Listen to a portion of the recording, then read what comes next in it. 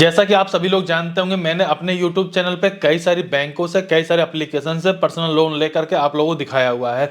लेकिन अभी तक का जो सबसे सस्ता मुझे पर्सनल लोन ऑनलाइन घर बैठे हुए मिला हुआ है, वो मिला हुआ है बैंक ऑफ बड़ौदा से।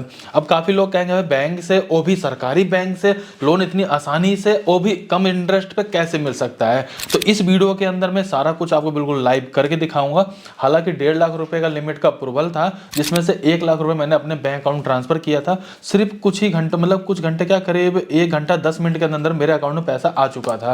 तो आज के इस वीडियो में सारी चीजें बिल्कुल क्लियर कर दूंगा, कैसे लोन के लिए अप्लाई कर सकते हो। लेकिन जब भी लोन अप्लाई करने जाओगे ध्यान रखिएगा, अगर आप पहले से कस्टमर हैं तो भी अप्लाई कर सकते हैं। अगर आप पहले से कोई भी कस्टमर इनके नहीं हो, यानी कि सेविंग अकाउंट, करंट अकाउंट या फिर होम लोन, कार लोन कुछ भी नहीं यूज कर रहे हो, तो भी आप लोन के लिए अप्लाई कर सकते हो। दोनों तरह के ऑप्शन आपको यहाँ पे देखने के लिए मिलेंगे। लेकिन यहाँ पर आपको ये भी बात समझना पड़ेगा, अगर आप पहले से कस्टमर हैं तो भी लोन के लिए अप्लाई कर सकते हो। अगर आप पहले से इनके किसी भी तरीके से कोई भी कस्टमर नहीं हो तो भी आप लोन के लिए अप्लाई कर सकते हो। मैं क्या करूंगा ना, दोनों चीजों में कंपेयर करके भी दिखा दूंगा, और लोन को अप्लाई करने का पूरा प्रोसेस तो मैं इस वीडियो के अंदर दिखा ही दूंगा। देखिए, लोन को अप्लाई करने के लिए गूगल पे जाकर के bank of Baroda personal loan आप चाहें तो सर्च कर सकते हैं, या आप कहेंगे कमेंट करके, मैं डिस्क्रिप्शन में लिंक डाल दूंगा। डायरेक्टली आप क्लिक करने के बाद इधर आ जाएंगे, आपको यहाँ पे बड़ौदा डिजिटल पर्सनल लोन देखने के लिए मिल जाएगा। सिंपल से आपको अप्लाई नाउ पे क्लिक कर देना है। इसके बाद यहाँ पे प्रोसीड पे क्लिक कर देंगे, आपके सामने कुछ ऐसा इंटरफेस खुल जाएगा। यहाँ पर आपको बेसिक सारी जानकारी दी गई है।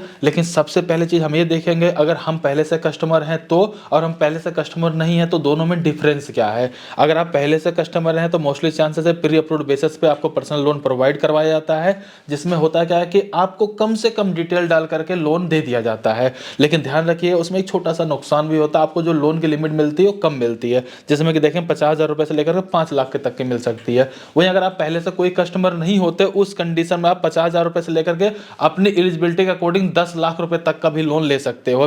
रेट ऑफ इंटरेस्ट में भी थोड़ा सा फर्क पड़ता है। अगर आप पहले से कस्टमर होते हो तो मैक्सिमम 16%, मिनिमम 12% में आपको लोन मिल जाता है। वहीं अगर हम बात करें पहले से कस्टमर नहीं होते हो तो करीब 12 से लेकर के 18% के आसपास में आपको लोन का अमाउंट दिया जाता है। टाइमिंग के बारे में बात करें तो अगर आप पहले से कस्टमर होते हो तो उस कंडीशन में 18 महीने से लेकर 36 महीने तक का मैक्सिमम टाइम मिलेगा। लेकिन पहले से कस्टमर नहीं होते तो 12 महीने से लेकर 60 महीनों का भी टाइम मिल जाता है। 60 महीनों का टाइम इसलिए मिल जाता है क्योंकि आपको लोन का अमाउंट भी इसमें ज़्यादा मिल सकता है। वही अगर मैं बात करूँ APR के बारे में, दोनों में लगभग थोड़ा बहुत फर्क आपको देखने के लिए मिल जाता है। प्रोसेसिंग फीस के बारे में बात करें तो 2% लगाया जा सकता है, या फिर 1,000 रुपये मिनिमम लगाया जा सकता है, या फिर मैक्सिमम 10,000 रुपये भी लगाया जा सकता है। लेकिन वो उस कंडीशन में लगेगा, आपको जब 5 से 10 लाख रुपए का लोन मिलेगा तब जाकर के इतना प्रोसेसिंग फीस लगाया जाएगा। इसके अलावा आपको सारी जानकारी मिल जाती है। यहाँ बिल्कुल साफ किया गया, अगर आप पहले से कस्टमर होते हैं, no requirement of income documents, bank statement, ITR, यानी कि अगर आप पहले से कस्टमर होते हो, इनकम का प्रूफ वगैरह कुछ भी देने की जरूरत ही नहीं पड़ेगी। लेकिन वहीं अगर आप पहले से कस्टमर नहीं होते हो तो क्या पता आपसे डॉक्यूमेंट मांगा जाए। हालांकि यहाँ पे डॉक्यूमेंट के बारे में कुछ भी मेंशन नहीं किया गया कि आपसे इनकम प्रूफ भी कुछ मांगा जाएगा। अब कैसे लोन को अप्लाई करना है, ये सारी जानकारी देखने के लिए हमको सिंपल से नीचे की तरफ आना है एंड प्रोसीड पे क्लिक कर देना है। यहाँ पर आने बाद सबसे पहले आपको अपना एक मोबाइल नंबर इंटर कर लेना है। जैसा कि मैंने मोबाइल नंबर इंटर कर दिया है, सिंपल से सबमिट OTP पे क्लिक कर दूंगा। अभी हमारे मोबाइल नंबर पे एक OTP आएगा, हम सिंपल से OTP को यहाँ पे इंटर कर लेंगे। अभी देखेंगे जैसा कि मेरे पास OTP आ चुका, मैं OTP को डाल देता हूँ, सबमिट OTP पे क्लिक कर दूंगा। इसके जस्ट बाद ये वाला पेज काफी इंपॉर्टेंट होता है, यहाँ पे आपको थोड़ा समझना पड़ेगा। यहाँ पर आने बाद आपसे पूछा जाता है कि भाई क्या आप पहले से बैंक ऑफ बड़ौदा के अकाउंट होल्डर हो। अगर इस पे आप क्लिक करेंगे पहले से तो यस पे क्लिक कर दीजिए, नहीं है तो नो पे क्लिक कर दीजिए। लेकिन एक बात समझ चलिएगा, अगर मैं पहले से कस्टमर हूं और मैं नो पे क्लिक करूंगा, आगे जाकर के पेन का आधार कार्ड डालूं तो भी बता देंगे भैया ऑलरेडी आप पहले से ही कस्टमर हो। तो अभी मान लीजिए अगर मैं पहले से कस्टमर हूं तो मैं क्या करूंगा, यस पे क्लिक कर दूंगा। तो मुझे बताना पड़ेगा कि अगर मैं पहले से कस्टमर हूं तो Aadhaar card, account number, customer ID या पेन कार्ड किसके अकॉर्डिंग मैं यहाँ पे वेरिफिकेशन करना चाहूंगा, मतलब क्या डिटेल देना चाहूंगा। एक ऑप्शन ये हो गया, ठीक है, पहले से कस्टमर वाले के पास। अगर मैं पहले से कस्टमर नहीं हूं तो मैं सिंपल से नो पे क्लिक कर दूंगा, और यहाँ पर आने के बाद आपको अपने आधार कार्ड का नंबर एंटर कर लेना है। इसके बाद नीचे आएंगे, टर्म कंडीशन वाले बॉक्स पे क्लिक करेंगे, सबमिट OTP पे क्लिक करेंगे, आधार कार्ड से लिंक मोबाइल नंबर पे एक OTP आएगा, यहाँ पे OTP को एंटर कर देंगे। लेकिन मैं आपको पहले बताना चाहूँगा, मैं ऑलरेडी पहले से कस्टमर, मैं सिंपल से यस पे क्लिक कर लेता हूँ। यहाँ पर आने बाद चाहे मैं कस्टमर ID या कुछ भी यहाँ पे सिलेक्ट करके वो डिटेल यहाँ पे डाल के सबमिट OTP पे क्लिक कर देता हूँ। इसके जस्ट बाद मेरे पास एक OTP आएगा, सबमिट OTP पे क्लिक कर दूंगा। इसके तुरंत बाद ही देखेंगे यहाँ पर मेरे को दिखाया गया कि प्री अप्रूव्ड बेसिस पे मेरे को 1.5 लाख रुपए का लोन का यहाँ पे ऑफर आया हुआ है, जिसमें से कम मैं 51,000 रुपए का लोन ले सकता हूँ। वहीं अगर मैं मैक्सिमम लोन लेने जाऊँगा तो मेरे को 1.5 लाख का ही लिमिट दी गई है। अगर आप पहले से कस्टमर नहीं होते तो आपको एडिशनल डिटेल शेयर करना होता है, जैसे कि अपने आधार कार्ड डिटेल हो गया, पैन कार्ड डिटेल हो गया। इसके बाद जाकर के इस तरीके से आपको लोन का ऑफर दिखाया जाएगा। पहले से कस्टमर होने का मेन फायदा आपको ये मिलेगा, कम से कम चीज़ें आपको फिलअप करनी पड़ेगी। अब मैं क्या करूँगा, मुझे यहाँ पे लोन कम से कम अमाउंट लेना है ताकि मैं प्रोसेस भी कंप्लीट कर पाऊँ और मेरा काम भी निकल जाए। ज़्यादा लोन अमाउंट ले लूँगा, टाइम से नहीं भर पाऊँगा, कहीं ना कहीं मेरे को इंटरेस्ट भी पे करना पड़ जाएगा और आगे चलकर मेरा सिविल भी खराब हो सकता है। फिलहाल यहाँ पे मुझे लोन लिमिट जो भी दी जा रही है उसमें से मैं 1 लाख रुपए को सिलेक्ट करता हूँ ताकि यहाँ पे कैलकुलेशन करने में काफ़ी ज़्यादा आसानी रहे।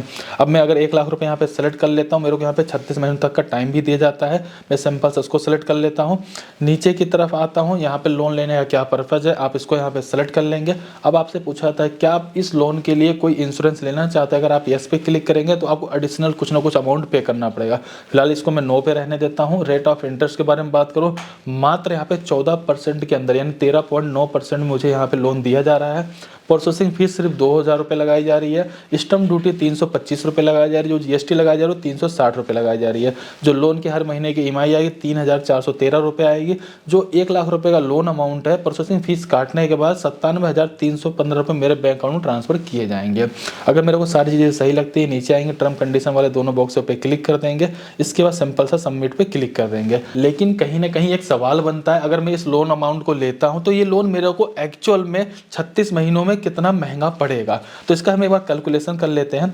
जैसा कि जो मेरी EMI है 3,413 रुपये है, अगर मैं इसको 36 मल्टीप्लाई करूंगा 1,22,868 रुपये में उनको टोटल पैसा वापस करेंगे। लेकिन जो हमारे बैंक अकाउंट में पैसा आता है वो आता है 97,315 रुपये। इस तरीके से माइनस करने में देखेंगे 25,553 रुपये 3 सालों में हमें महंगा पड़ेगा। मुझे नहीं लगता कि बहुत ज़्यादा महंगा। भाई हम 3 साल का टाइम भी तो सेलेक्ट कर रहे हैं, अगर हम टाइम कम सेलेक्ट करेंगे तो ये लोन हमें और भी सस्ता पड़ेगा। ओवरऑल हमने यहाँ पे कैलकुलेशन को भी देख लिया है। जैसे आप आगे बढ़ेंगे आपको E-साइन एग्रीमेंट करना होता है। आप जैसे इस पे क्लिक करेंगे आपको यहाँ पे एग्रीमेंट दिखा दिया जाता है। टर्म कंडीशन वाले बॉक्स पे क्लिक करेंगे।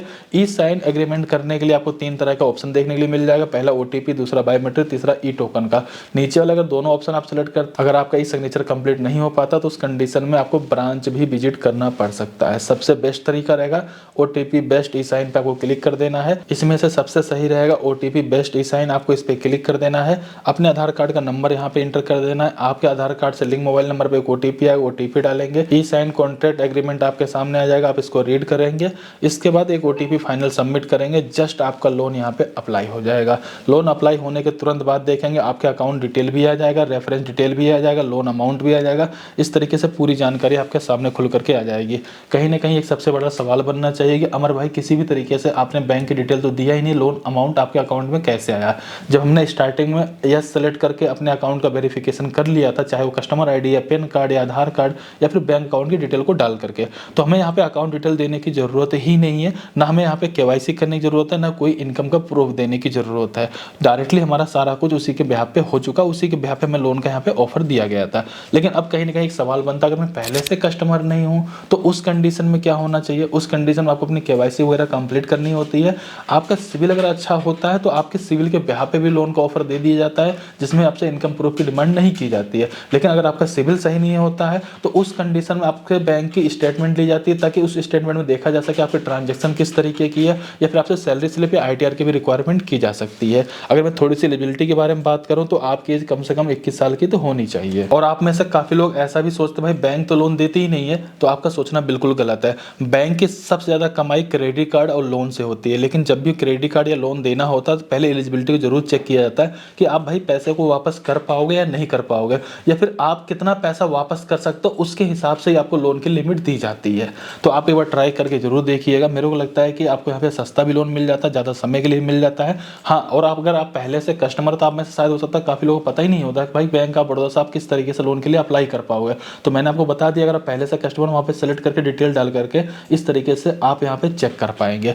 आपका किसी भी बैंक में अगर सेविंग अकाउंट या करंट अकाउंट है तो बैंक की एप्लीकेशन जाके बाद जरूर ट्राई करिए, क्या पता वहाँ पर प्री अप्रूव्ड बेसिस पे लोन का ऑफर दिया जा रहा हो और आप कहीं इधर उधर भटक रहे हो। तो इस वीडियो में मैंने सारी जानकारी को शेयर कर दिया, फिर भी कहीं पर कुछ मिसिंग हो तो प्लीज़ कमेंट करके जरूर बताइए। चलिए फिर मिलते हैं किसी नेक्स्ट वीडियो में, तब तक के लिए जय हिंद जय भारत।